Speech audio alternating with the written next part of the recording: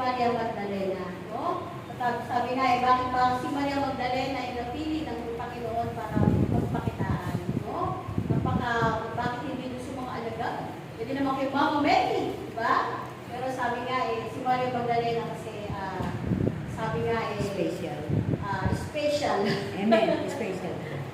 Dahil siya yung umiko sa paanan ng ating Panginoon na umiiyak at hinagkan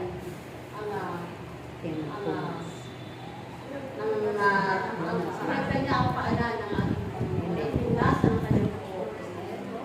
At talagang pinakita niya sa pamamagitan ng kanyang pagmamahal, yung kanyang sa kanyang pagpupunas, yung pagmamahal niya sa ating Panginoon, yung kanyang pagpapasalamat at pagsisisi sa kanyang mga kasalanan. Diba?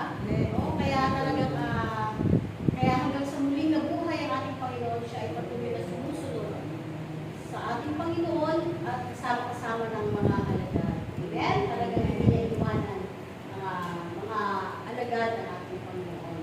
So, palakpakan po natin ang